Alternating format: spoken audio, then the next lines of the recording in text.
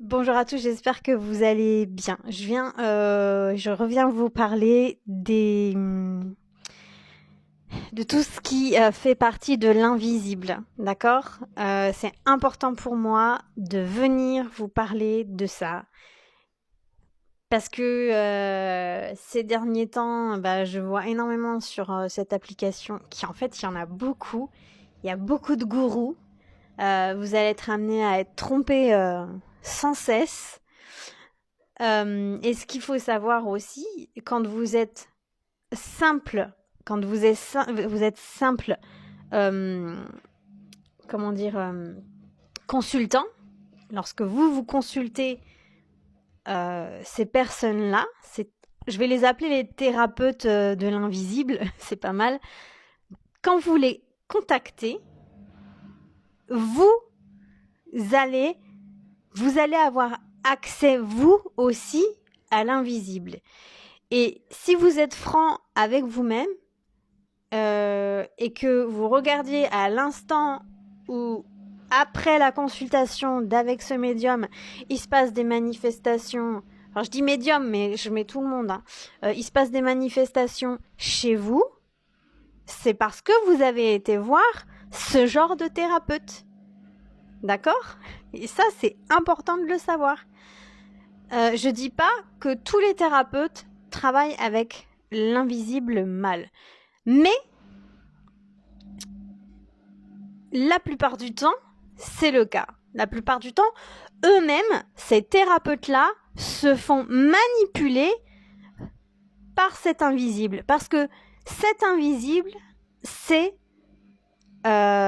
des associés, c'est des anges déchus, des associés, anges déchus de Satan et du diable. D'accord? Ils ne veulent pas votre bien. Ils n'en veulent pas votre bien. Ils font tout pour vous manipuler et pour vous entrer dans des addictions. D'accord? C'est-à-dire qu'une fois, vous allez chez un thérapeute et le thérapeute vous dit, voilà, il se passe ci, il se passe ça. Il va être vraiment... Vous allez être choqué parce qu'il va vous donner les vraies réponses et il va vous dire vraiment ce qui se passe dans votre vie. Comment il peut savoir? Comment il peut savoir, vous allez vous dire? Il peut pas savoir. Il vous connaît pas. Il peut pas savoir. Donc il fait appel à l'invisible. Il fait appel à l'invisible. Il a ils appellent ça des guides, mais c'est pas des guides. C'est des anges déchus qui viennent effectivement leur donner de vraies réponses, puisqu'il se passe. Il n'y a pas que nous ici. Ici, il n'y a pas que nous. Tout autour de nous, on est entouré, en fait, de choses invisibles. Tout le temps, au quotidien. D'accord? Et, et donc, ils voient tout ce qui se passe. Ils voient tout ce qui se passe. Que ce soit les histoires, ils les connaissent. Et en fait, ils se jouent de ça. Donc, ils se jouent et du thérapeute et de vous, consultant. Mais le thérapeute, lui, il se rend pas compte non plus qu'il est manipulé. Il se rend pas compte. Il y en a qui le savent. Et il y en a qui le savent et qui cautionnent, qui font avec. Mais jusqu'à quel prix ils vous le disent pas? Ils vous le disent pas. Mais regardez bien, posez des questions, vous allez voir que si le thérapeute que vous allez voir cautionne et valide à 100%, qui sait que ce qu'il fait, c'est mal et en plus avec quoi il est connecté, regardez souvent autour de lui, il a plus de proches, d'accord? Il a plus personne autour de lui.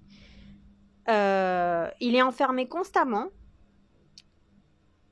Et il va vous sortir des trucs un peu malsains. Il va vous dire il y a des trucs qui vont pas chez vous, il faut faire un rituel, etc. Parce que il y a des générations qui vont... Bon, ça c'est possible, hein, c'est possible. Mais c'est pas eux qui vont vous enlever ce rituel-là. C'est pas eux qui vont vous enlever en fait le mal transgénérationnel. C'est pas eux. Et puis il y a les bons.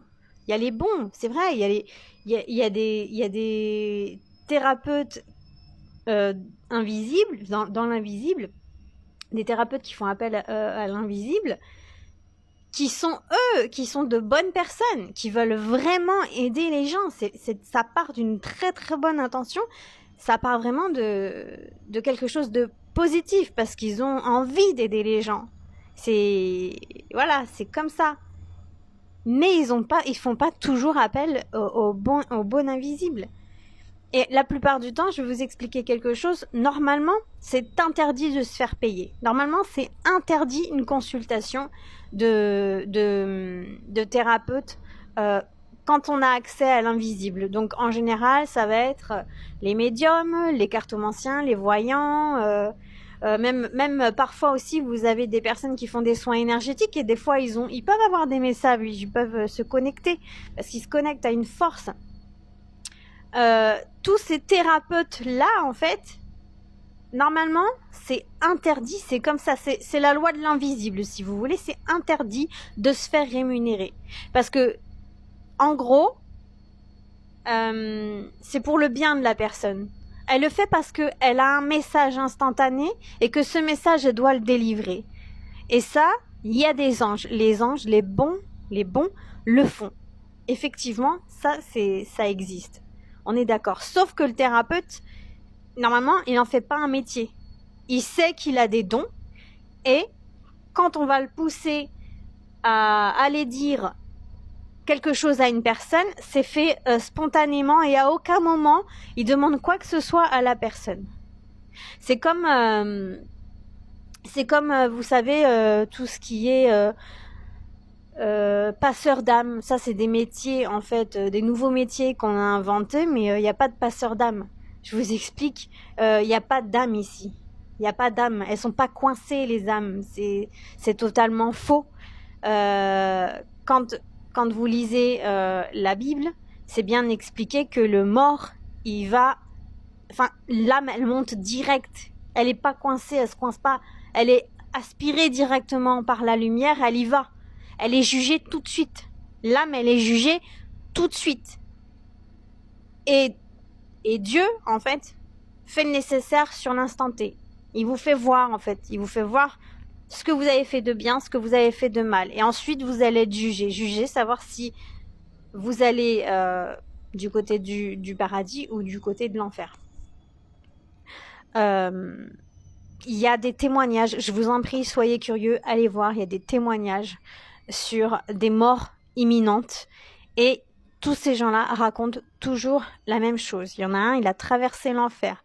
Il explique bien il le souhaiterait jamais à son pire ennemi ce qu'il a vécu parce que il a traversé l'enfer, le néant. Il y a rien, il est tout seul, c'est le néant. Il explique tout et c'est pour ça que ces entités, ces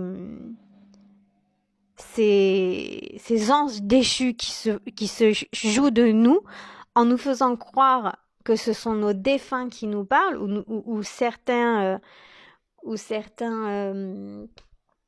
comment dire soi-disant sont bloqués ici, c'est faux, il n'y a personne de bloqué. Tout le monde est trié et l'âme elle part direct. L'âme elle s'en va direct. Il n'y a pas de... Elle reste bloquée, c'est complètement faux. Donc les passeurs d'âme, ils jouent avec les démons, c'est tout. Ils jouent qu'avec les démons. Un exorciste, il va déposséder quelqu'un qui est possédé, mais en aucun cas, il va trier les âmes. Vous voyez ? Ça, c'est une nouvelle mode de passeur d'âme. Ça existait depuis bien longtemps, mais c'est totalement faux, en vérité. Et en fait, ce que je voulais vous dire, c'est que en échange de ce que eux vont vous proposer dans leur guidance, eux, ils ont un pacte. Ils ont un pacte et après, c'est trop tard. Et ça veut dire que regardez bien leur quotidien. C'est des gens qui sont tristes, c'est des gens qui sont malheureux, c'est des gens qui vivent dans le... Ils sont très bas au niveau des vibrations et ils sont plus du tout gays.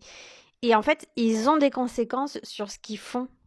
Vraiment. Mais ils vous le disent pas. Ils vous le disent pas parce que sinon, vous viendrez plus les voir. Et puis en plus, ils vont avoir peur. Vous allez avoir peur. Et je vais faire une deuxième partie parce que c'est vraiment important ce que je vous dis. Donc là, vraiment, on parle de ça, de ces thérapeutes qui vendent. Pour moi, ils vendent leur âme au diable parce que derrière, évidemment, ils ont de l'argent. Ils vont avoir de l'argent. Et en fait, vous allez pas comprendre, mais ce qui leur importe le plus, c'est